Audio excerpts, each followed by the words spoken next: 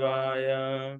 वर्णानामर्थसङ्गानां रसानां छन्दसामपि मङ्गलानां च कर्तारौ वन्दे वाणी विनायकौ भवानी शङ्करौ वन्दे श्रद्धा विश्वासरूपिणो याभ्यां विना न पश्यन्ति सिद्धा स्वान्तस्तमीश्वरम् वन्दे बोधमयं नित्यं गुरुं शङ्कररूपिणम् यमाश्रितो हि वक्रोऽपि चन्द्रः सर्वत्र वन्दते सीताराम गुणग्राम पुण्यरण्यविहारिणो वन्दे विशुद्ध विज्ञानो कवीश्वर कपीश्वरो उद्भव स्थित संहार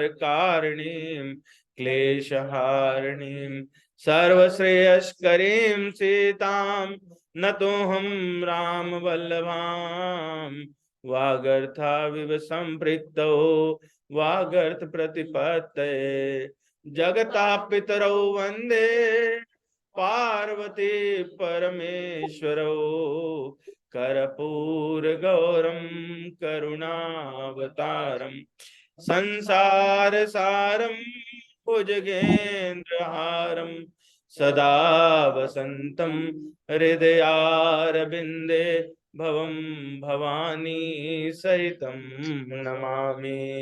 ॐ अज्ञानतिमिरान्धस्य ज्ञानाञ्जनशलाकया चक्षुरुन्मीलितं येन तस्मै श्रीगुरुवे नमः। श्रीचैतन्यमनोभीष्टं स्थापितं येन भूतले स्वयं रूपा कदा मह्यं ददाति स्वपदान्तिकम् वन्देऽहं श्रीगुरोः श्रीयुतपदकमलं श्रीगुरून् वैष्णवांश श्रीरूपं साग्रजातं सगण रघुनाथान्वितं तं सजीवं साद्वैतं सावधूतं परिजनसहितं कृष्ण चैतन्य देवं श्री राधा कृष्ण पादान् सगण ललिता श्री विशाखान्वितांश। हे कृष्ण करुणा सिंधु दीन बंधु जगतपते गोपेश गोपिका कांत राधा कांत नमोस्तुते। तप्त कांचन गौरांगी राधे वृंदावनेश्वरी वृषभानुसुते देवी प्रणमामि हरि। वाञ्छाकल्पतरुभ्यश्च कृपा सिन्धुभैव च पतितानां पावनेभ्यो वैष्णवेभ्यो नमो नमः। श्री कृष्ण चैतन्य प्रभु नित्यानंद श्री अद्वैत गदाधर श्रीवासादि गौर भक्त वृंद हरे कृष्ण कृष्ण कृष्ण हरे हरे हरे राम राम राम हरे हरे। शांताकारं भुजगशयनं पद्मनाभं सुरेशं विश्वाधारं गगनसदृशं मेघवर्णं शुभांगं लक्ष्मीकान्तं कमलनयनं योगभिर्ध्यानगम्यं वन्दे विष्णुं भवभयहरं सर्वलोकैकनाथं यं ब्रह्मा वरुणेन्द्र रुद्रमरुतः स्तुवन्वन्ति दिव्यैः स्तवैर्वेदैः साङ्गपदक्रमोपनिषदैर्गायन्ति यः सामगाः ध्यानावस्थित तद्गतेन मनसा पश्यन्ति यं योगिनो यशान्तं नाविदु सुरासुरगणा देवाय तस्मै नमः। गुरुर्ब्रह्मा गुरुर्विष्णु गुरुदेवो महेश्वरा गुरुर् साक्षात् परब्रह्म तस्मै श्री गुरुवे नमः। ओम वेदाहि परम देवाय गुरुदेवाय विद्महे परम गुरुवे धीमहि तन्नो गुरु प्रचोदयात्। ओम परम तत्वाय नारायणाय गुरुभ्यो नमः। ओम गुम गुरुभ्यो नमः। ओम गुरुभ्यो नमः। बोले सद्गुरुदेव भगवान की जय। बोलिए वृंदावन बिहारी लाल की जय। बोलिए श्री श्री राधा श्याम सुंदर भगवान की जय। श्री सीताराम भगवान की जय। जानकी पति श्री रामचंद्र भगवान की जय। उमापति महादेव की जय। पवन सुत हनुमान की जय। तो ये जो श्लोक हम लोग अभी देख रहे थे, ये अगर देखा जाए तो सर्वथा सब तरह से पूरी बात इसी में हो जाती है। इसी श्लोक में यम ब्रह्मा वरुणेन्द्र रुद्र मरुता स्तुवन्वन्ति दिव्य स्तवैर्वेदै सांग पद क्रमोपनिषदैर गायन्ति यम सामगाः। ध्यान अवस्थित तद्गतेन मनसा पश्यन्ति यम योगिनो यशांतम ना विदो सुरासुरगणा देवाय तस्मै नमः। हम लोग इतने टाइम से मंगलाचरण करते हैं, तो किसी आप में से कभी ये इच्छा जागृत हुई कि ये जो श्लोक हम पढ़ रहे हैं इनका मतलब क्या है, क्यों पढ़ रहे हैं, प्रयोजन क्या है?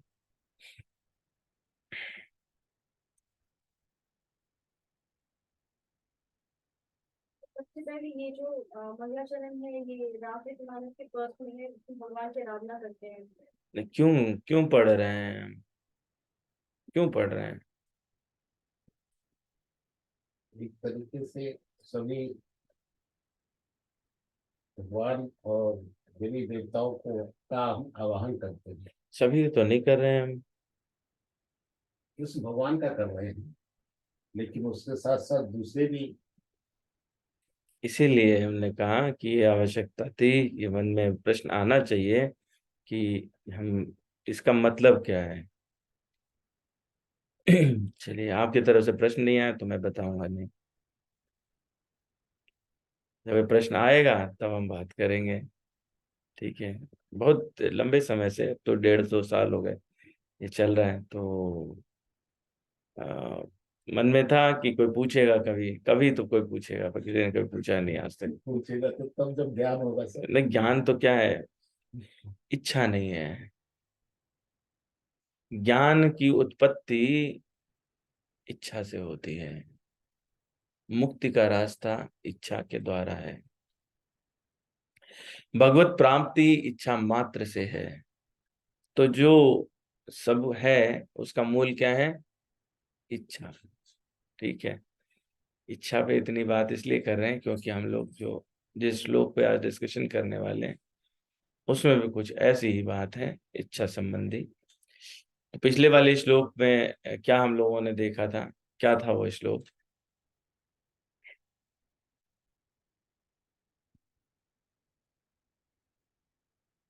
पिछले श्लोक में हम लोगों ने क्या जाना था? तो इसमें भी ये था और ईश्वर किनको प्राप्त होते हैं, तो श्रद्धा और विश्वास दो गुण है जिससे ईश्वर प्राप्त हो सकते हैं। और दो तरह की शक्ति होती है, वही रंगा अतरंगा। और 13 गुण होने चाहिए एक भक्त में। 13 गुण के बारे में डिस्कस करते हैं। हम लोगों ने बात की थी कि भगवान जो है, उन्होंने पूछा था कि वो कहाँ रहे वाल्मीकि जी से, और उन्होंने 14 स्थान बताए कि जिनके मन में या हृदय में दो जगहों की बात हुई तो स्फुरणाएं मन में उत्पन्न होती हैं, संकल्प हृदय से होते हैं। भगवान के रहने के स्थान इन्हीं के द्वारा निर्धारित होते हैं। इसलिए गोस्वामी जी ने वाल्मीकि जी के माध्यम से ये बात, या वाल्मीकि जी ने गोस्वामी जी के माध्यम से बात कहलवाई। और जो हमारा पिछला श्लोक था, ना हम प्रकाशा सर्वस्य योग माया समावृता मूढ़ोऽयं नाभिजानाति लोको मामजम् अव्ययम्। तो इसमें हम लोगों ने ये देखा था कि भगवान कह रहे हैं मैं योग माया द्वारा आच्छादित रहता हूँ, इसलिए मुझे लोग जान नहीं पाते। और कौन लोग ज्यादा विशेषकर नहीं जान पाते? मूढ़ लोग। भक्त लोग भी नहीं जान पाते, लेकिन भक्त लोग न जानते हुए भी योग माया उनको इस तरह से हेल्प करती है कि वो उसका रसास्वादन करते हैं, आनंद लेते हैं। पर जो लोग मूर्ख होते हैं वो मुझे साधारण मनुष्य की तरह समझते हैं। तो ये हमारी जो पिछली बार श्लोक था उस पर चर्चा हुई है। तो हम लोगों ने फिर देखा कि अगर नहीं जान पाते तो जानेंगे कैसे, कैसे भगवान तक पहुंचेंगे। तो उसमें भिन्न भिन्न स्थान वाल्मीकि जी के माध्यम से अ, हम लोगों ने समझे, जिनमें भगवान बताया वाल्मीकि जी ने कि जिनका मन पवित्र हो, जो सिर्फ दूसरों का हित करते हो, आप में रति हो, महामंत्र विश्वास हो, ऐसी बहुत सारी बातें। और हमने ये प्रार्थना की, ये अपने लिए प्रार्थना की, और आप लोगों से भी निवेदन की उनमें से जो भी एक भक्त का भी कोई करेक्टर हम पकड़ लें तो हमारा कल्याण हो जाएगा। 14 के 14 बनने की जरूरत नहीं है, बन ही नहीं सकते, लेकिन इस कलिकाल में तो कोई ऐसा होता है क्या जिसमें ये सारी चीजें हों? और वो कौन होता है जो समझ सकता है? तो इसका जवाब भगवान ने आगे अगले श्लोक में, फिर आखिरी श्लोक में और 18वें अध्याय के 55वें श्लोक में ये बात कही। कैसे जान सकते हैं मुझे? ऐसे जैसे मैं हूं ऐसे ही जान सकते हैं। कैसे जान सकते हैं? भक्तया माम अभिजानाति यावनश्यस्यास्मि तत्त्वतः ततो माम तत्त्वतो ज्ञात्वा विंशते तदनंतरम। भक्ति से मुझ भगवान को यथा रूप में जान, जैसे भगवान है वैसे ही अगर जानना है उन्हें। ये होता है ना, कहते हैं हम उन्हें बड़े करीब से जानते हैं, उन्हें बहुत अच्छे से जानते हैं। तो बहुत अच्छे से कौन जानता है किसी को? जो उसका सबसे करीबी अंतरंग रहता है ना। जैसे पत्नी किसी की रहे तो पता है उन्हें तो हम अरे अच्छी तरह से जानते हैं, है ना। क्या कर सकते हैं हमें सब पता है। तो भगवान के लिए उसी प्रकार से भक्त है। भक्त कह सकता है कि वो भगवान को अच्छी तरह यथा रूप में जान। और जब मनुष्य ऐसी भक्ति से मेरे पूर्ण भावना अमृत में होता है तो वो वैकुंठ जगत में प्रवेश कर सकता है। भगवत धाम में कौन जा सकता है? वही जो भक्ति करे। ठीक है। तो वही भक्ति करने के हम लोगों ने विभिन्न पिछली बार चर्चाएं की थी, और अब उनकी पुनरावृत्ति क्या ही करें। तो अगले श्लोक पे चलते हैं हम लोग। भगवान फिर अर्जुन को कह रहे हैं कि मैं प्रकाशित नहीं होता हूँ, लोग मुझे जान नहीं पाते, लेकिन वेदाहम समतीतानि वर्तमानानि च अर्जुन भविष्याणि च भूतानि माम तु वेद न कश्चन। हे अर्जुन, श्री भगवान होने के नाते मैं जो कुछ भूतकाल में घटित हो चुका है, जो वर्तमान में घटित हो रहा है, और जो आगे होने वाला है, वो सब कुछ जानता हूँ, किंतु मुझे कोई नहीं जानता। भगवान ऐसा उसी श्लोक के आगे भगवान को जानता कौन, फिर आगे भगवान ने इसको प्रकट कर दिया। मुझे कौन जान सकता है, अभी 30वें श्लोक में इसी अध्याय में बताएंगे। और फिर भगवान भिन्न भिन्न स्थानों पर बताते हैं, मुझे ऐसे जान सकते हैं, मुझे ऐसे जान सकते हैं, मुझे ऐसे जान सकते हैं। ठीक है। तो अब तक जो बात थी, पहले भगवान तैयार कर रहे हैं कि जानने के लिए प्लेटफॉर्म होना चाहिए, तो वो प्लेटफॉर्म बने और उसके बाद में मैं बताऊं। तो इस तरह से स्टोरी है। अब यहाँ पर कुछ कोई किसी के मन में कोई प्रश्न आ रहा है कि आगे बढ़ चले?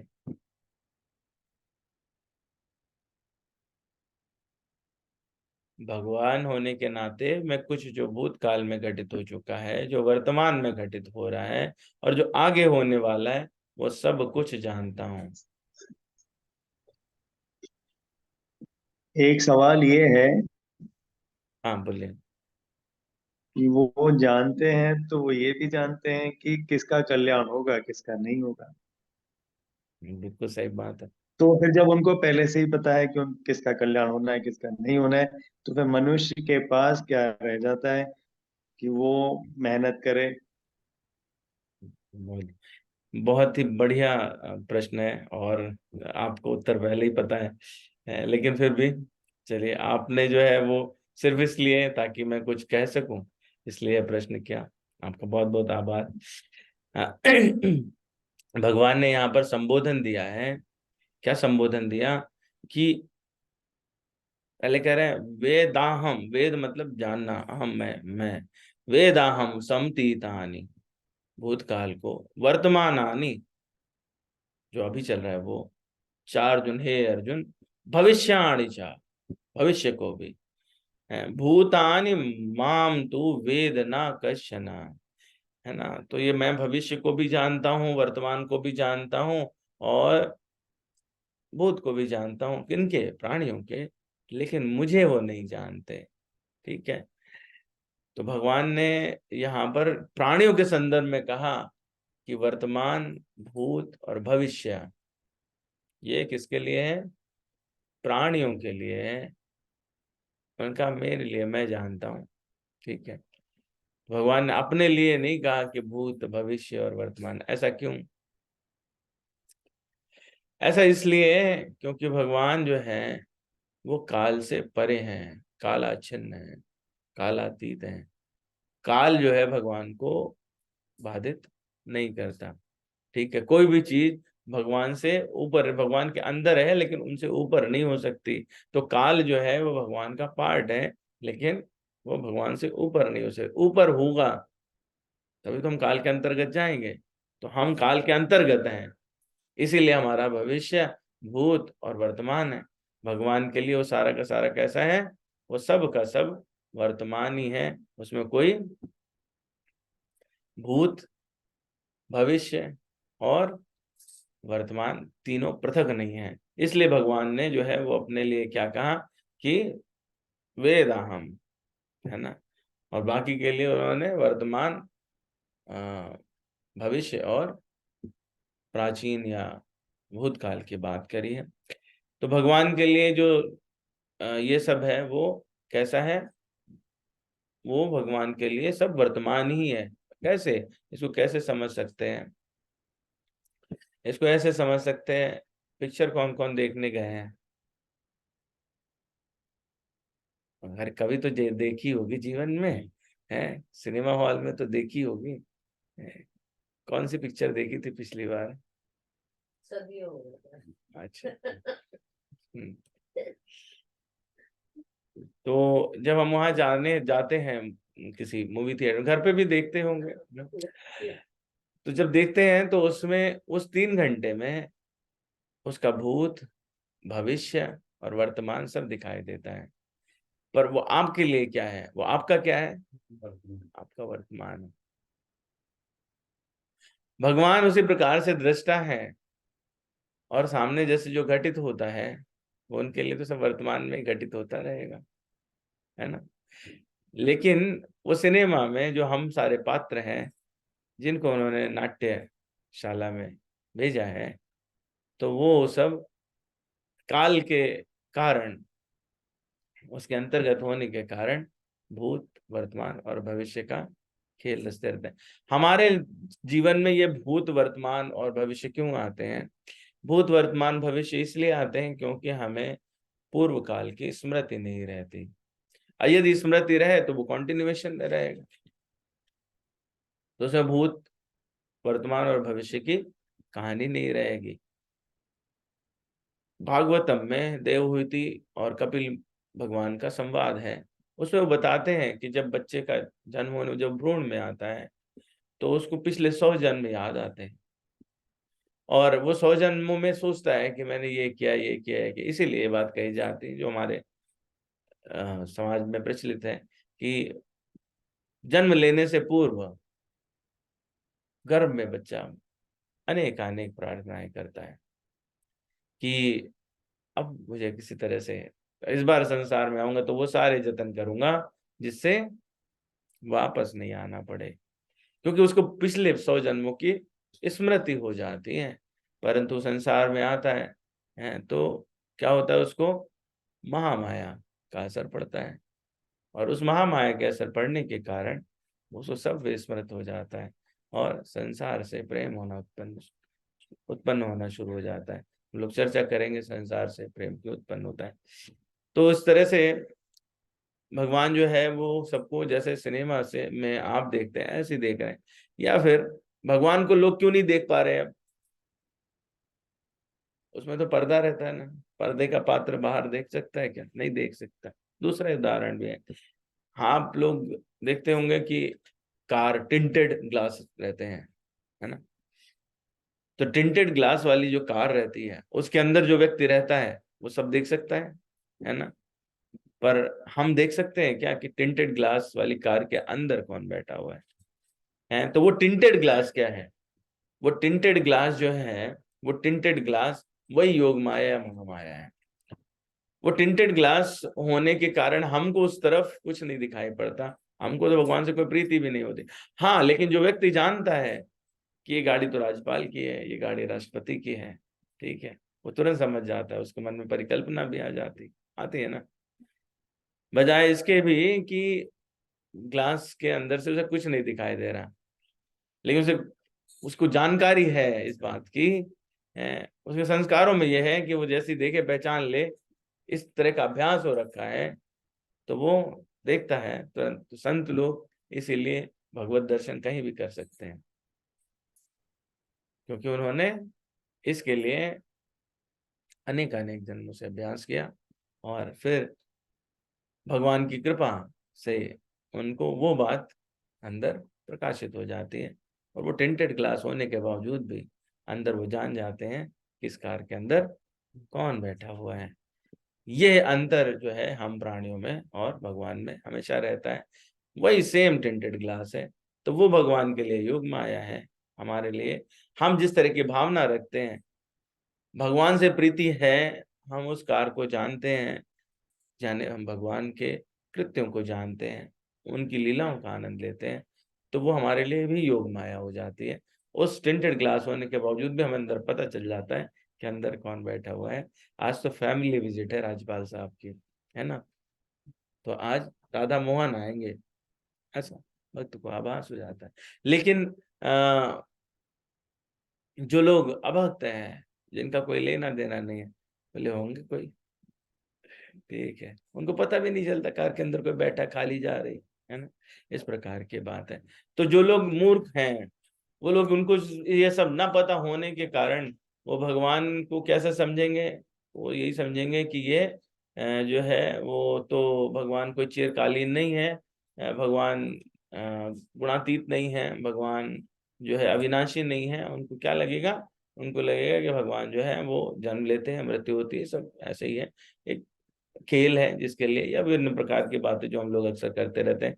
कि कुछ लोगों का तर्क इसमें रहता है कि भगवान का कॉन्सेप्ट इसलिए दिया गया ताकि समाज में सुव्यवस्था बनी रहे, ये सब है। क्यों? क्योंकि वो टिंटेड ग्लास उनके लिए महामाया का काम करती है। तो यही हमारे पिछले श्लोक में हम लोग ने समझा था। अब जो अभी प्रश्न हुआ कि विशेष शंका क्या है, ये तो एक छोटी बात है जिस पर हमने चर्चा की। विशेष शंका ये है कि किसी की मुक्ति, भगवान जब भविष्य देख सकते हैं तो ये भी देख सकते हैं आपकी मुक्ति कब होगी, आपकी मुक्ति कब होगी। तो जब भगवान को ये बात पता है तो आपके साधन की कोई उपयोगिता नहीं रह जाती, इसका मतलब तो तभी होगी। परंतु यही तो जानने की बात है, यही जानने की बात है। भगवान का ज्ञान नित्य है, पर फिर भी भगवान ने आपकी इच्छा पर ही आपके उद्धार को छोड़ रखा है। तुरंत इच्छा करोगे तुरंत उद्धार हो जाएगा, कल इच्छा करोगे तो कल होगा। तो आपकी इच्छा कितनी प्रबल है और कब करते हैं, इसी पर निर्भर करता है। जैसे कुछ लोग कह रहे थे ना कि अभी अभी तो क्या है, अभी तो हम सांसारिक हैं, अभी तो हमें पूरा भविष्य देखना है। अभी कितनी मूर्खतापूर्ण बात करते हैं। कौन व्यक्ति इस बात की गारंटी दे सकता है कि कल वो जीवित रहेगा? ये क्षण हमने सांस खींची और छोड़ी, इसके बाद अगली सांस मैं लूंगा, ये हमको कैसे पता? लेकिन फिर भी भ्रम कितना तगड़ा है कि हम 10 साल आगे की प्लानिंग करते हैं। भले हाँ, मिलना उसी जगह मिलना, परसों आएंगे, एक क्षण का पता नहीं है। आप इतनी लंबी प्लानिंग करते हैं, तो वो भ्रम जो है वो बना रहता है। वो भ्रम क्यों बना रहता है, उसकी चर्चा अगला श्लोक में। लेकिन यहाँ पर जो प्रश्न आया वो ये आया कि इस तरह से तो मनुष्य परतंत्र हो गया, उसकी इच्छा की स्वतंत्रता कहाँ रही? नहीं, उसकी इच्छा की स्वतंत्रता है। भगवान ने पीछे बहुत सारे ऐसे संकेत किए, और आगे तो पूरा इस अध्याय के बाद से सारे अध्याय में ये बात भगवान कहते चलेंगे कि तुम चाहोगे तो होगा, तुम चाहोगे तो होगा, तुम चाहोगे तो होगा, तुम चाहो, यानी कि आपके चाहने से ही आपका उद्धार होता है, इसके अलावा कोई दूसरा उपाय नहीं है। और जब आपके चाहने से उद्धार होता है तो उसे कल पे क्यों टालो, परसों पे क्यों टालो, 10 दिन बाद के लिए क्यों टालो? बुढ़ापे का क्यों इंतजार करो जब घुटने टेढ़े हो जाएं, मुंह से आवाज नहीं निकले हैं? और इसमें एक और बहुत महत्वपूर्ण बात है, हमने बात की अभ्यास की। जिस चीज का अभ्यास आप पूरे जीवन करते रहे, बुढ़ापे में नया पढ़ लोगे क्या? संभव ही नहीं। संभव, भक्ति करने के लिए कोई उम्र निर्धारित नहीं की गई। लेकिन ये बात तो प्रकृति से जानते हैं, हम लोग सभी प्रकृति जाने हैं, तो हमको पता है कि जितनी वृद्धावस्था होती जाएगी उतना ही मुश्किल रहता है कुछ नया ग्रहण करना। तो उसे बाल्यकाल से ही प्रारंभ करना चाहिए। जब आप नव थे, पल्लवित हो रहे थे, उस समय आपको जो खाद पानी दिया जाएगा उस प्रकार से वही अभ्यास बनेगा, है ना? तो वो अभ्यास बनेगा तभी तो, नहीं तो क्या, कोटि कोटि मुनि जतन कराहे अंतराम कहीं जावत नाहि, है ना? तो ये मनुष्य के ऊपर निर्भर करता है। इसी जन्म में कर सकता है उद्धार, इसी जन्म में कर सकता है, इसी क्षण कर सकता है। आप अभी संकल्प लो और अभी आपका उद्धार हो सकता है।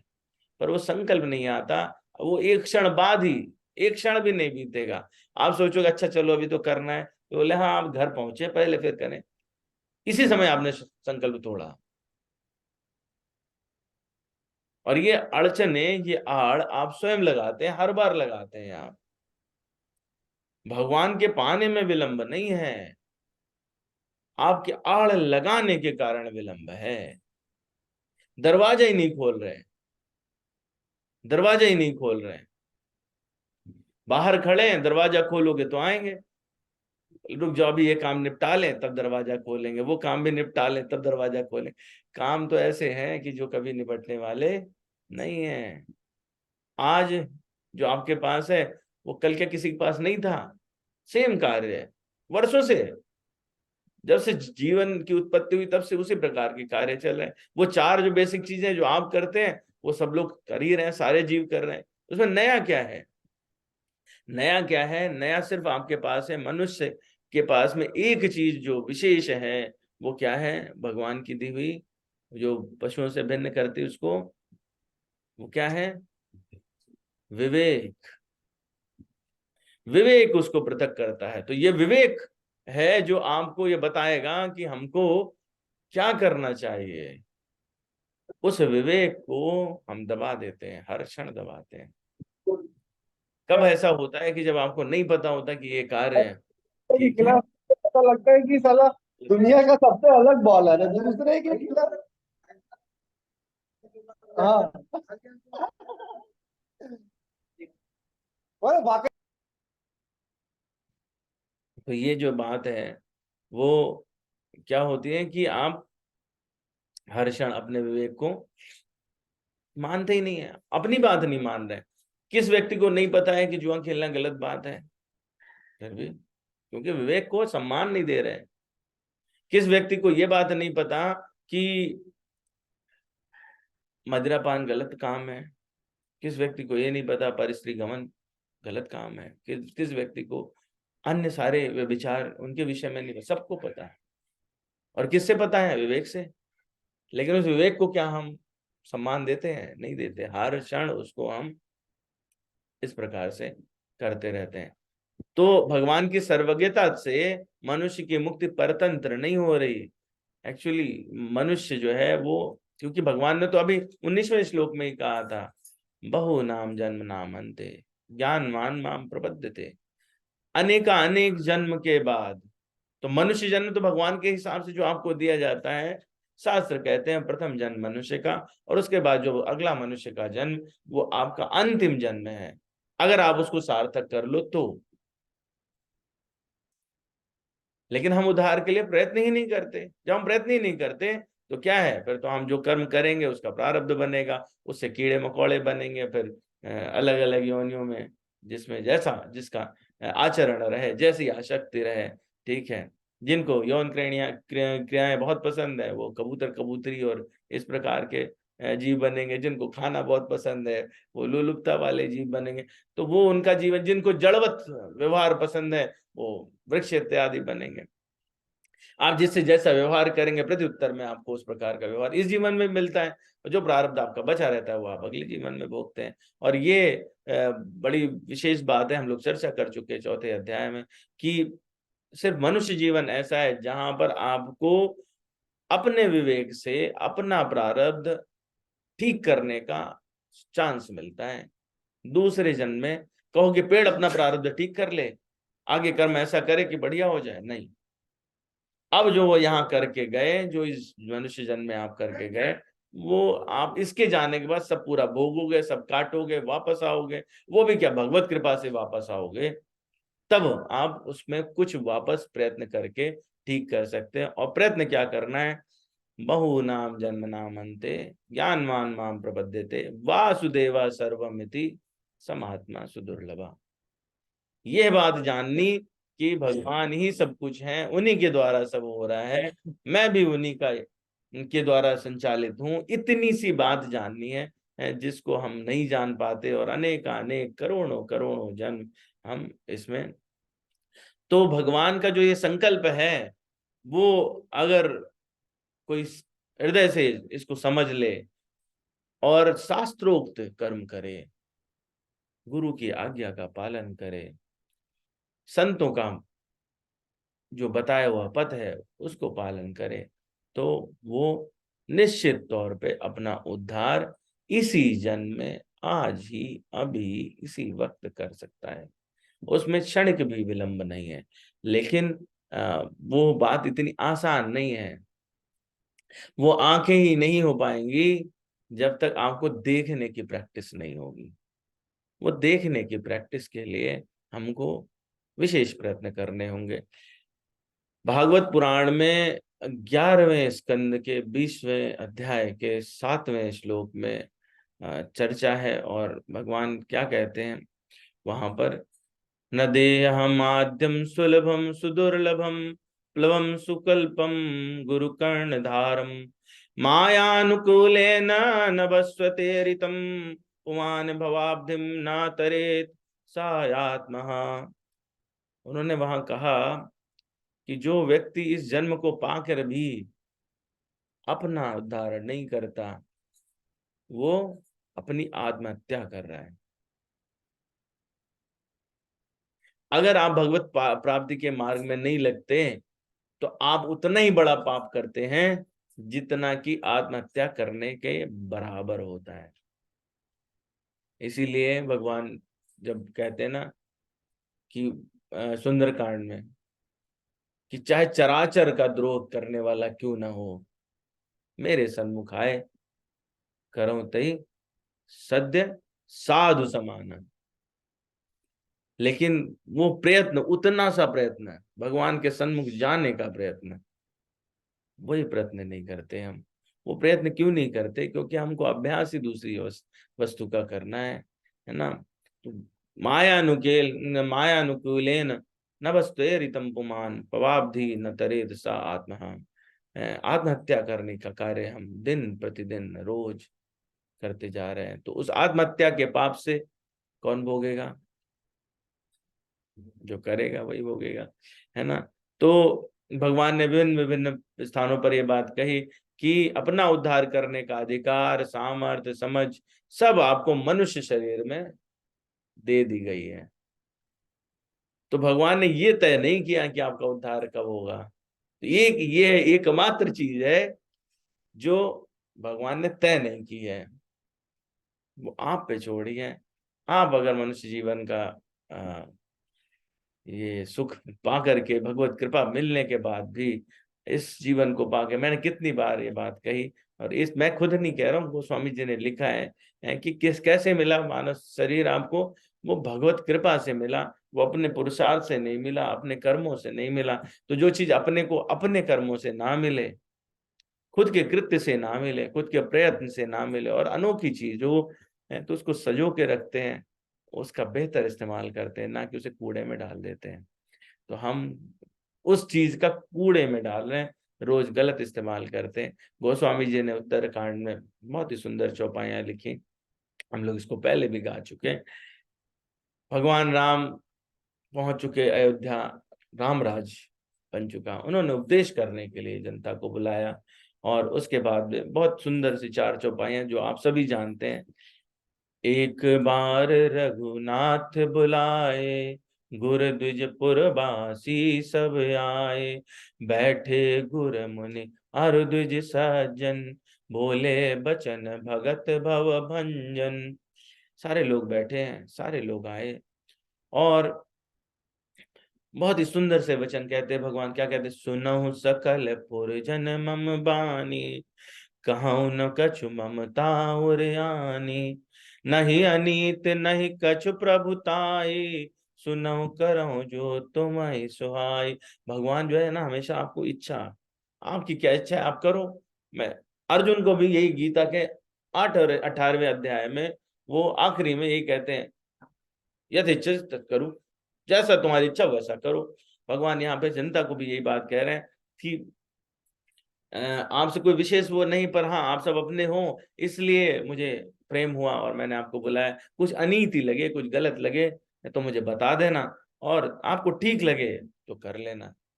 सुनहु करहु जो तुम्हें सुहाई, जो आपको ठीक लगे वो करना।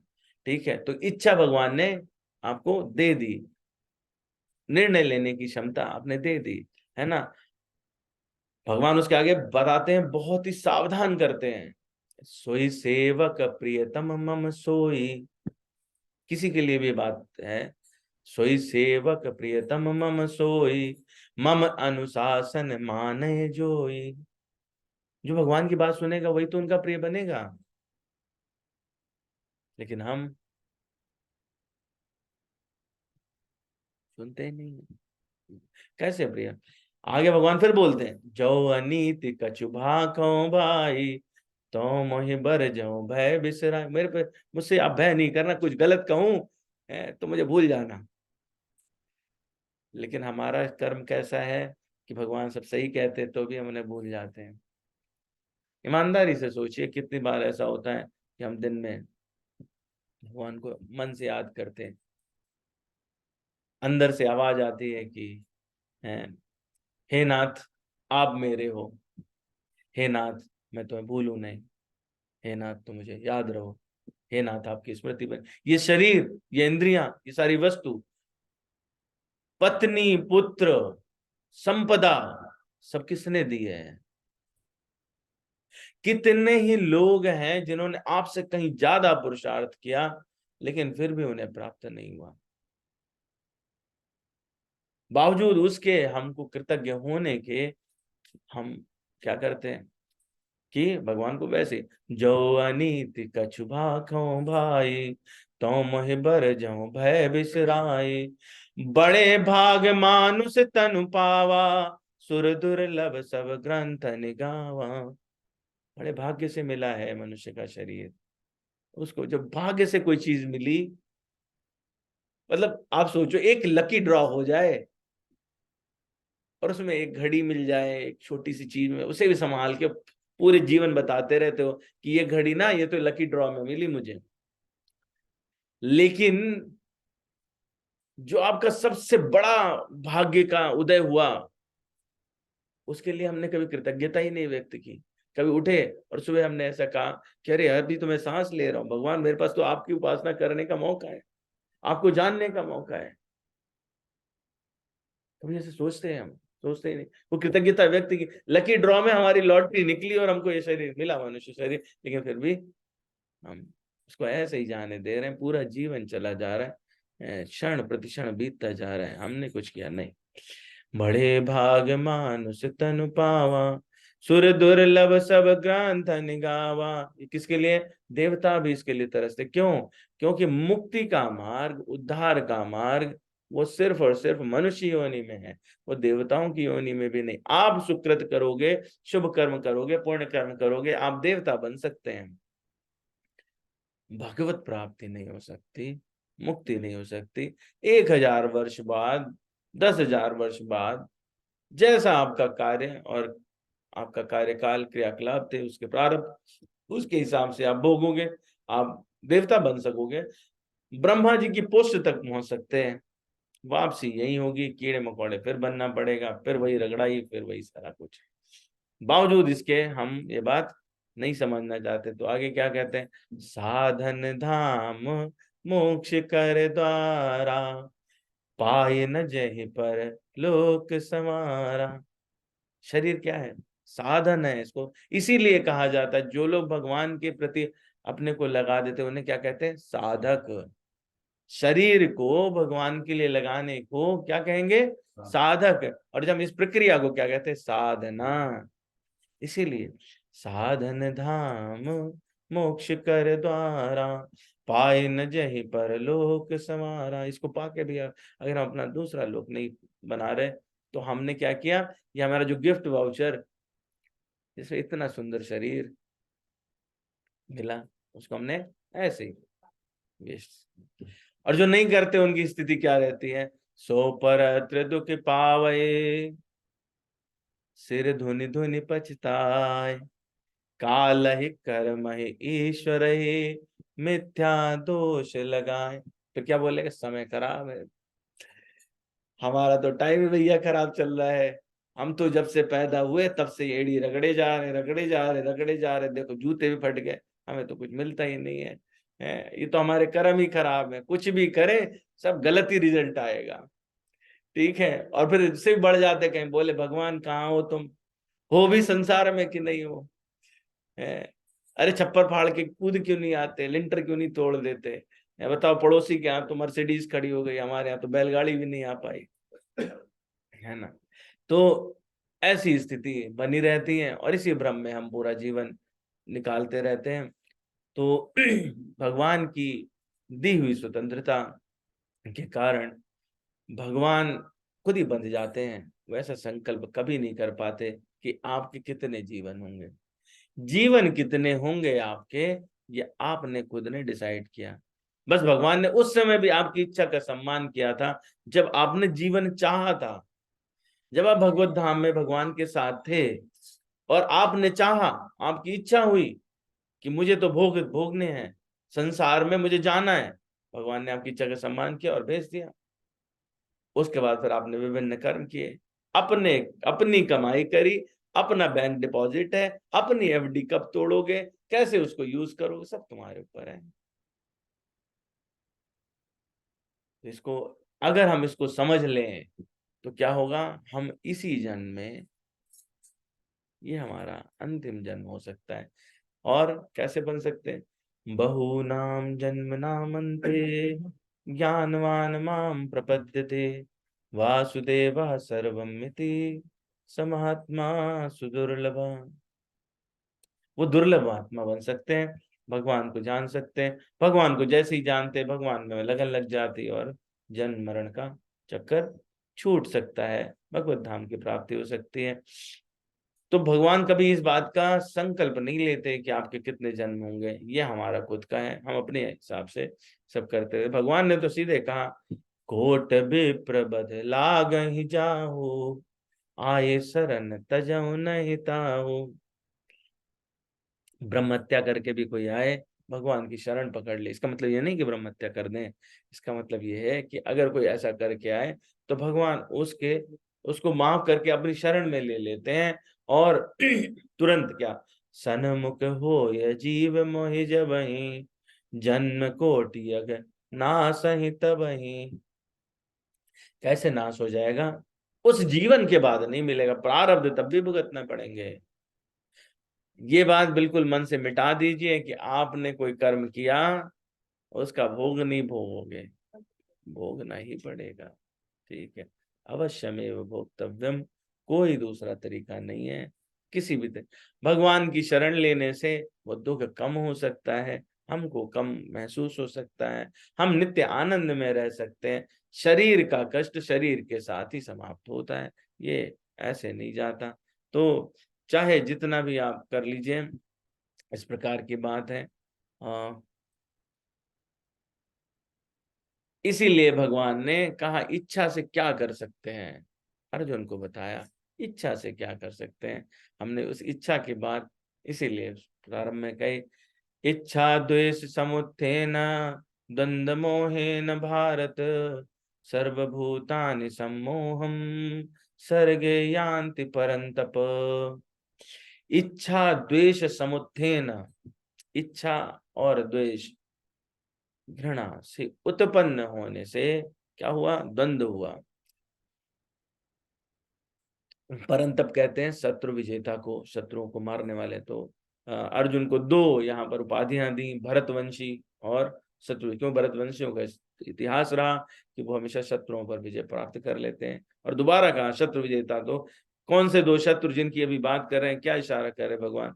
इच्छा द्वेष समुत्थेन द्वंद्व मोहेन भारत, इस इच्छा और द्वेष के द्वंद्व से मोहित होकर के सर्वभूतानि सम्मोहम सर्गे यान्ति परंतप, सम्मोह में फंस जाते हैं सारे जीव। तो जो आपने इच्छा की थी, हर पल जो इच्छा कर रहे हो, उस इच्छा से ही आपका आगे का निर्माण होता चल रहा है, होता चल रहा है, होता चल रहा है। तो इसमें भगवान कहाँ है? भगवान तो आपकी हेल्प कर दे, बोले तुमने इच्छा की, ओके ठीक। अगर आप उस दृष्टि से देखें, हमारी स्थिति नित्य दास की, भगवान की स्थिति नित्य स्वामी की, भगवान की। लेकिन भगवान उल्टा करते हैं, अर्जुन के क्या बने? सारथी। सारथी जो चलाते हैं रथ युद्ध में, उनके साथ रहता है कि मुंह से तो योद्धा कह नहीं सकता, हाथ से इशारा नहीं कर सकता, तो वो कुछ बातें मुंह से कहता है और बाकी सारी बातें लात से कहता है। इस कंधे पे लात मारेगा तो इस तरफ चलना है, इस कंधे पे लात मारेगा तो ऐसे, बीच में लात मारेगा सामने चलना है, ठीक है। दो लात मारेगा स्पीड बढ़ा दो। तो भगवान क्या है? अर्जुन की पूरे युद्ध में 18 दिन लाते खाते रहे। आप संबंध कैसा बनाते हैं, भगवान उसके हिसाब से आपको रेसिप्रोकेट करते हैं। वो अर्जुन के लिए नहीं कर रहे, वो आपके लिए भी कर रहे हैं। आपके हृदयस्थ परमात्मा आपकी इच्छा पूर्ति के लिए जो आप संकल्प करते हैं, उसको पूरा करने के लिए आपको सहायता करता है। आप प्रार्थना करते हो जब कि भगवान मुझे ये चाहिए, उस समय भगवान से आप अगर भगवान से प्रार्थना कर रहे हो, तो वो आपको कहता है देखो बेटा, ये मैं तुम्हारी सारी इच्छाएं पूरी नहीं कर सकता, कामना की पूर्ति नहीं, आवश्यकता की पूर्ति है। क्यों? क्योंकि पिता है। लेकिन कोई व्यक्ति इच्छा निरंतर करता रहे, बाप से जिद करते हो ना, तो कभी कभी खतरनाक चीजें भी लिवा देते हैं। जामर, आपने कैसी इच्छा करी, कैसा संकल्प लिया, इस पर निर्भर करता है। तो वो स्फुरना, तो इसलिए बहुत विचार करना चाहिए। मैं पहले भी कह चुका, अपने विचार पर विचार करें। मन में जो विचार आ रहा है उस पर विचार करें, क्या ये विचार आपका ठीक विचार है या नहीं है, और नहीं है तो ये फिर व्यभिचार है, इस विचार को तुरंत त्याग देना चाहिए। इस प्रकार का विचार हमेशा विचार पर विचार, विचार पर विचार बना रहना चाहिए। अगर विचार पर विचार नहीं करते तो हमेशा गलत संकल्प लेते रहेंगे। जरूर सोचें, मन में स्फुरना हुई, क्या ये सही है, क्या मुझे भगवत प्राप्ति की तरफ ले जाएगी या नहीं ले जाएगी, क्या मुझे ये भजन मार्ग में सहायता करेगी या नहीं करेगी, आपको उत्तर मिल जाता है। विवेक को प्रधानता दीजिए, विवेक तुरंत बता देगा नहीं नहीं, ये तो आपके भजन में गड़बड़ करेगा। हो गई बात। भगवान ने आपको जो दी थी युक्ति, अरे किसी इंस्ट्रूमेंट से ही तो आप करंट कैसे नापोगे भैया? उसके लिए है ना, मीटर आता है ना, छुआते हैं, नाप लेते हैं। भगवान ने आपको यंत्र दे दिया, नापो। लेकिन क्या है, वो तो यंत्र किनारे रखे आते हैं। फिर लाओ तार पकड़ के देखें, तो तार पकड़ के देखो, लगेगी पटकी, ठीक है। उसके बाद में वो करंट कहाँ से कहाँ गया, कितना बर्न होगा। तो ये चीज है कि इच्छा जो है वो अपने को, अब इसमें बातें आई दो, इच्छा और दूसरा क्या आया, द्वेष, है ना। तो इच्छा क्या है और द्वेष क्या है? हर समय हम कोई ना कोई इच्छा रखते हैं, हमारा पूरा जीवन ही इच्छा और द्वेष में चलता है। मुझे ये पसंद है, मुझे ये नहीं पसंद है, मुझे ये पसंद है, मुझे ये नहीं पसंद है, मुझे ये पसंद है, मुझे ये नहीं पसंद है। इसी द्वंद से ऊपर उठने की बात दूसरे अध्याय से प्रारंभ होकर के और चलती जाएगी, ये 18वें अध्याय तक चलने वाली है। द्वंद से ऊपर उठो, द्वंद से ऊपर उठो, द्वंद से ऊपर उठो, द्वंद से ऊपर उठो, क्योंकि इससे उठे बिना आप भगवत प्राप्ति नहीं कर सकते। कोई बड़ी चीज पाने के लिए ये तो हम लोग अपने लौकिक ज्ञान से जानते ही है ना, कि हमको ये रहता है कष्ट उठाने पड़ेंगे, तो वो कष्ट को कष्ट ना समझें, भगवत प्राप्ति का साधन समझें, उठ गए ऊपर। लेकिन हमारे जो मंतव्य हैं वो तो भिन्न है। तो हमारा हमेशा मैं इसको लाइक करता हूँ, इसको डिसलाइक करता हूँ। आजकल तो ये हमारे उसमें भी ऐसा वाले सिंबल रहते हैं ना, अंगूठा दिखा दिया, फेसबुक, इंस्टाग्राम, व्हाट्सएप, ऐसे अनेक अनेक चीजों में। तो ये वाला जो प्रक्रिया है वो हमेशा चलती रहती है, कभी भी ये वाली प्रक्रिया बंद नहीं होती। और इन्हीं के कारण हमेशा क्या रहता है, द्वंद्व। जिस समय लाइक डिसलाइक को आप खत्म कर दोगे, कोई व्यक्ति अगर आपको कुछ भी कह रहा है, वो भगवान का आदेश है, वो भगवत प्राप्ति का साधन है। भगवान ने इस प्रकार से अपने को, इस व्यक्ति को अमुक कार्य के लिए भेजा है, ठीक है। हर जीव सर्प भी भगवान ने ही बनाया, जो कि विष उगलता है। कामधेनु भगवान ने बनाई, जो अमृत समान दुग्ध देती है, तो है तो भगवान की कृति। उस दृष्टि से सम्मान होना चाहिए। व्यवहारिक जगत में हम उनको एक करते नहीं है, लेकिन मन में कोई द्वेष रहना भी नहीं चाहिए।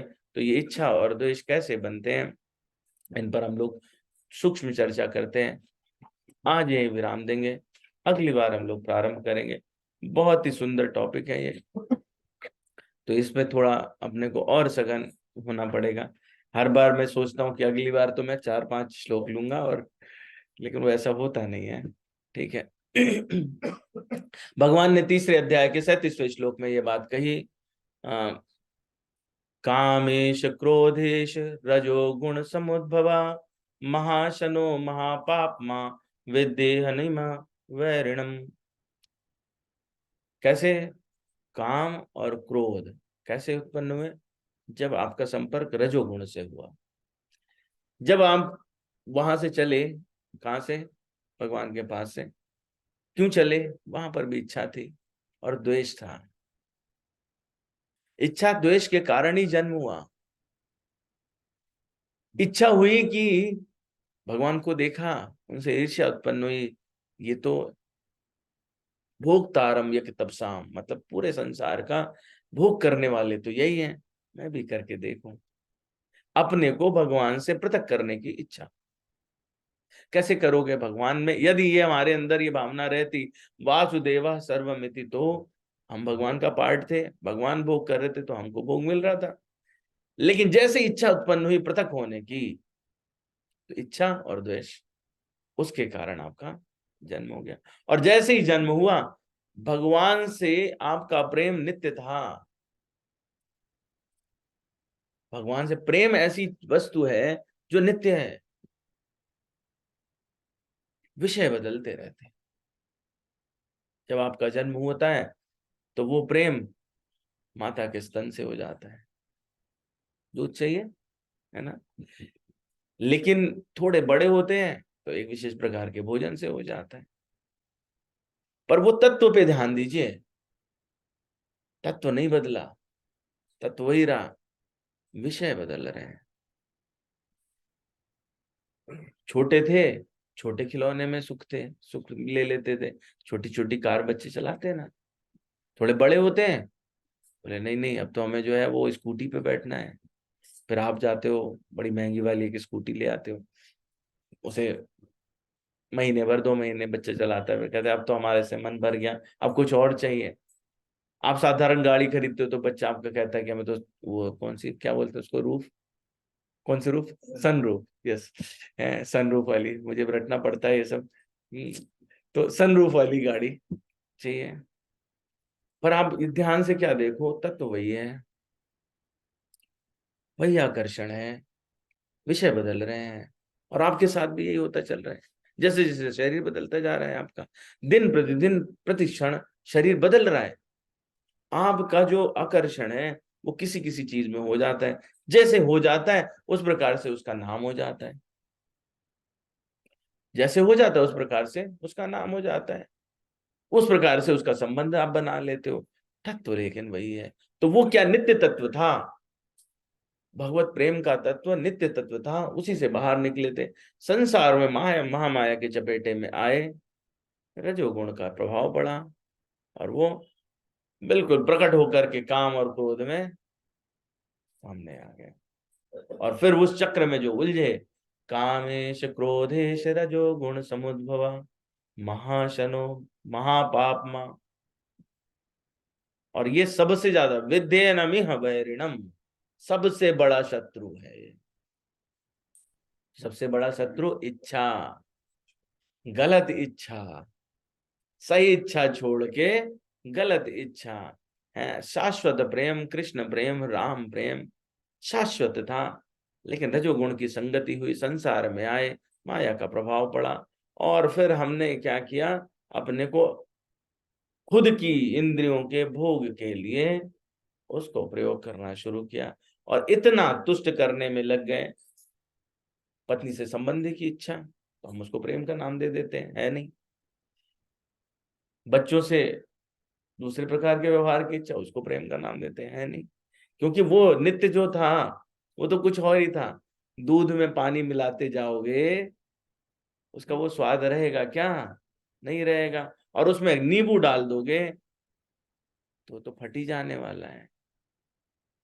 तो फटा हुआ दूध शरीर को फायदा करेगा क्या, नहीं करेगा। तो वो जो संगति, इस खटाई की संगति दूध में हो गई, दूध था शुद्ध, उस खटाई की संगति होने के कारण वो कैसा हो गया, फट गया। जो जीवन में रजोगुण को खटाई समझते हैं उनका दूध कभी नहीं फटता, क्योंकि उस खटाई से दूर रहते हैं। तो भगवान से हम अलग होकर के हमने इस प्रकार से अपनी इच्छा और द्वेष पालना शुरू किए। आगे और वृहद चर्चा इस इच्छा और द्वेष का कैसे प्रयोग करें, कैसे हम अपने जीवन में अपनी परिणति बदलें, अगले एपिसोड में चर्चा करेंगे। आज यहीं पर विराम, है ना, 7:30 बज रहे हैं। तो कुछ हम लोग देखते हैं कि जब कुंज भाई ज्वाइन किए हुए हैं, कुंज भाई कोई विशेष कमेंट देना चाहें तो हम ले सकते हैं, और उसके बाद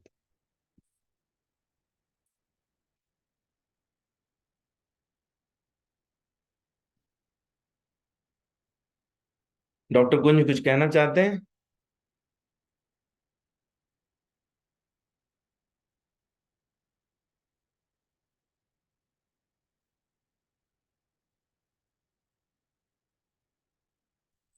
ओ सॉरी,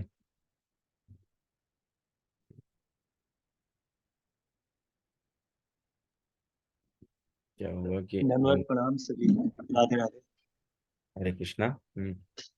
कहिए। हरे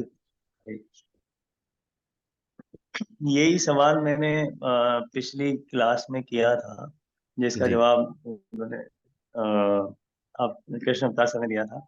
कि अपना जो लास्ट उनका प्रवचन था श्री राम जी सुखदास जी, जी। उसमें उन्होंने इसी बात पे बहुत जोर दिया है कि साधक को अपनी कोई इच्छा नहीं रखनी चाहिए, हम्म इवन भगवत प्राप्ति की, मोक्ष की, कल्याण की उच्च इच्छा को भी त्याग देना चाहिए। हम्म। पर इस शुरुआत में तो इच्छा करनी पड़ेगी। अगर आपने इच्छा हाँ। भगवत अगर आपने अच्छी इच्छा नहीं की या भगवत प्राप्ति की इच्छा नहीं की, तो आपका मन तो संकल्प विकल्प कर ही रहा है गर्त में हम्म गिरने का। वो तो हम्म 24 घंटे आप एक प्लानिंग करते रहते हो, ये करेंगे, ये करेंगे, ये करेंगे, ऐसा हो जाएगा, ऐसा हो जाएगा, एक कहानी बना लेते हैं, उसी में घुस जाते हैं, कई घंटों उसी में निकाल देते हैं, उसी में राग द्वेष, कोई प्रॉब्लम है नहीं, पर प्रॉब्लम बना लेता है मन और उसमें आपको डाल देता है, वो कहानी चलती जा रही है। ऐसा कुछ हुआ नहीं, बस एक कल्पना, उसी में वो घूमता रहता है। तो अगर हम सत इच्छा नहीं करेंगे तो असत तो चल ही रहा है। तो बिल्कुल सत सही। इच्छा में आना ही है, आना ही पड़ेगा, तब जाके आप उसको छोड़ पाओगे। पर लास्ट में ये सत इच्छा भी त्याग दें, जो मुझे समझ में आया। कई दिनों से मैं इसी पे चिंतन कर रहा हूँ, राम सुखदास जी के उस प्रवचन पे, जो कि मुझे आपकी ही की कृपा से मिला। जब आपने वो गीता सेवा ऐप का जो बताया, तो मैं उसमें जब उनका वो लास्ट प्रवचन मिला, मैं उसको जी। कई बार पढ़ना, कई बार सुनना, वही चिंतन चला जा रहा है। तब समझ में आया कि जो काम संजायते क्रोधा, काम हम्म संजायते ये जो है ना, काम संजायते क्रोधा, वो ये आपकी कामना अगर भगवत प्राप्ति की भी है, वो क्रोध करेगी। जैसे सुबह उठ के हम बैठे हैं भजन करने, अब वाइफ का वो आ गया कि यार ये काम कर दो, तो हमें हमारी कामना है कि हम भजन करें, पर क्योंकि उस भजन में विघ्न डाला है वाइफ ने, तो आपको गुस्सा आ जाएगा, अरे यार मैं भजन कर रहा हूँ, तुम्हें ये सारा काम करना है। हम्म तो यहाँ पे वो इच्छा भी नहीं रखनी है। तो इसका भी एक बहुत बढ़िया उत्तर जो कि राम सुखदास जी बताते हैं, और पिछली क्लास में कृष्ण अवतार सर ने बताया था, कि आपको ये मानना है केवल माला घुमाना ही काम नहीं है, केवल नाम लेना ये काम नहीं है, ये भगवत प्राप्ति या भगवान का या साधन नहीं है। साधन में आप भगवान के हो, आप भगवान के घर में रह रहे हो, उन्हीं के महल में रह रहे हो, उन्हीं के जनों के साथ रह रहे हो, उन्हीं का सारा काम करते हो, जो भी प्रसाद, सात्विक प्रसाद पाते हो, उन्हीं का पाते हो, उन्हीं से सबकी सेवा कर रहे हो। तो यहाँ पे अगर वाइफ कहती कि बाजार जाके सामान लाना है, वो भी भजन है, वो भी सेवा का कार्य है। वो बोलती झाड़ू लगाना है, तो झाड़ू लगाना भी सेवा का कार्य है। आप डॉक्टरी का काम कर रहे हो, वो भी भजन है। अब यहाँ पे हम भजन क्या मान लेते हैं, कि सिर्फ जो मैं उठ के बैठ के ध्यान लगा रहा हूँ वही भजन है। तो ये कामना भी आपको क्रोध दिला देगी। तो ये उस प्रवचन को कई बार सुनने के बाद, चिंतन करने के बाद, पिछली क्लास में डिस्कशन के बाद, ये पता चला कि कामना तो भगवत प्राप्ति की भी, आपको लास्ट में क्रोध आएगा ही आएगा। आप कई समय से साधन कर रहे हैं, अच्छे से साधन कर रहे हैं, धर्म से चलते हैं, धर्म से रह रहे हैं, पर नहीं कर पा रहे हैं भगवत प्राप्ति, तो भी एक खिन्नता आ जाती है। तो यहाँ पे भगवत प्राप्ति की भी इच्छा नहीं रखनी, ये थोड़ा बड़ा मुश्किल है समझ पाना। ये हम्म इसमें ये ये ये बिल्कुल अलग हो जाएगा कि भगवत प्राप्ति की इच्छा नहीं करेंगे तो फिर करना क्या है, फिर तो आप असत इच्छा में हुई। स्टार्टिंग में तो आपको भगवत प्राप्ति की इच्छा रखनी ही है, पर लास्ट में जाके वो भी छोड़ देनी है, वो भी उन्हीं के ऊपर छोड़ देनी है।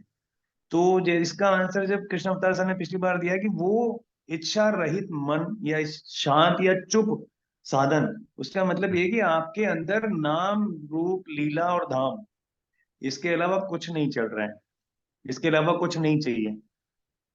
जो आपके मन में ये कोई संकल्प विकल्प नहीं है, और बस नाम ही नाम चल रहा है, या रूप ही रूप चल रहा है, या लीला धाम, ये चारों एक ही चीज है, तो ये चलती रहे। पर बचना बड़ा मुश्किल होता है, कि जब तक आप चिंता में रहते हो, ध्यान में रहते हो, साधन में रहते हो, तब तक ठीक है, जब तक व्यवहार में उतरते हो, तो घर से तो सोच के निकलते हो वसुदेव सर्वमिति, सभी में भगवान देखना कोशिश भी करते हो, पर वो बड़े खिलाड़ी हैं। विष्णु सहस्त्र नाम में उनका एक नाम आता है, हम्म जगन नाटक वैभवा। हम्म वो तो पूरे जगत का नाटक, आप कितना अपना मानने की कोशिश करोगे, वो कुछ ना कुछ ऐसा करके आपको कुछ ना कुछ उकसा ही देते हैं। तो आपको लगता है यार मेरा साधन पूरा मैं इतना चलते आया पूरे एक महीना हो गया, 2 महीने हो गए, इतने साल हो गए, पर आज मैं गड़बड़ कर दिया। तो बार बार आपको याद दिलाते रहते हैं कि अभी और करना है, अभी और करना है, अभी और नहीं करना है। तो इसका रामायण में ही है, जब शिव जी माता पार्वती को बोलते हैं कि उमा,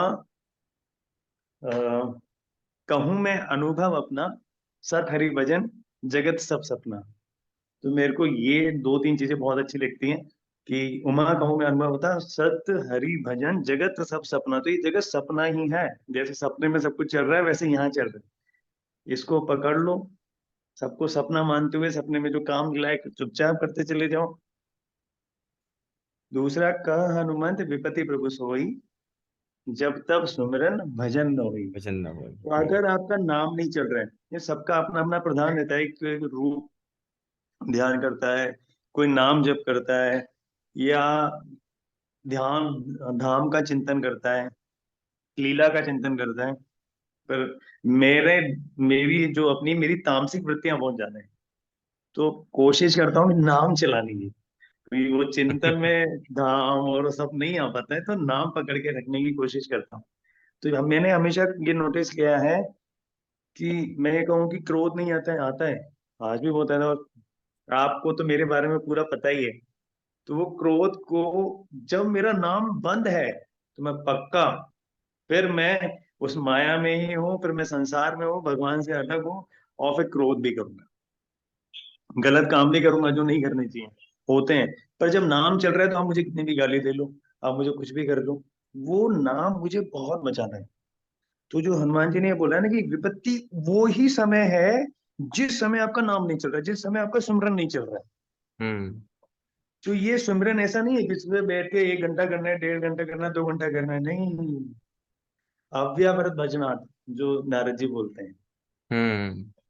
24 घंटे, 24 घंटे आपका, आप इन चारों में से किसी में भी नाम रूप लीला धाम, क्योंकि भाई मेरे को और कुछ नहीं आता मेरे दिमाग में, तो नाम पकड़ के रखना। तो नाम अगर चल रहा है तो कुछ हो जाए, नहीं फर्क पड़ता, सब सपने जैसा ही दिखाई देता है। पर जिस समय आपने नाम छोड़ा, आप वहीं हो, वहीं हो, फिर गड़बड़ होगा ही होगा। फिर वो इच्छाएं आएंगी आएंगी। जो मुझे समझ में आया कि अगर मन के साथ क्या है, वो बोलता रहता है। हमें लगता है, आप भाई सबसे ज्यादा किससे बात करते हो, किससे बात करते हो सबसे ज्यादा? अब कहोगे नहीं, वाइफ से करते हैं, दोस्त से करते हैं, या नहीं, सबसे ज्यादा बात आप अपने आप से करते हो। और अपने आप में भी जो मन है उससे करते हो। उसको हमने मान लिया कि हम अपने आप से बातें करते हैं, ऐसा नहीं है। यहाँ पे हो क्या रहा है, मन कंटिन्यूअसली कुछ ना कुछ बोले जा रहा है, कंटिन्यूअसली कुछ ना कुछ बोल रहे हैं। आप खा रहे हो, पी रहे हो, नहा रहे हो, धो रहे हो, चल रहे हो, फिर रहे हो, कुछ भी काम कर रहे हो, यहाँ पे बैकग्राउंड में कुछ म्यूजिक चल रहा है मन का अपना। वो कुछ ना कुछ बोल रहा है, देख उसने ऐसा किया, ये किया, ऐसा और कर लेंगे, वैसा कर लेंगे, पास में ये हुआ था, अब ये करना है, ये प्लानिंग करनी है, वो प्लानिंग करनी है। तो यहाँ मन कंटिन्यूअसली आपको बोले जा रहा है। अब आप उसी के हिसाब से अपनी जिंदगी चलाए जा रहे हैं। अब उस मन को चुप करना ही सारा साधन है। मन का काम ही संकल्प विकल्प है, वो बस कंटिन्यूअस चलाता रहता है।